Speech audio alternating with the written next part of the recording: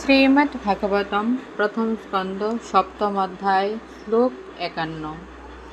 তত্র অহমর্ষিত ভীমস্তস্য শ্রেয়ান বদশ্রিত ন ভর্তু ন আত্মনশ্চর্তে যোহন সুপ্তান শিশুন বৃথা। অনুবাদ: ভীম কিন্তু তাদের সঙ্গে একমত হতে পারলেন না। তিনি ক্রুদ্ধভাবে প্রস্তাব করলেন যে জঘন্য দুর্বৃত্ত নির্যাতিত শিশুদের অনর্থক হত্যা করেছে তাকে বধ করাই উচিত।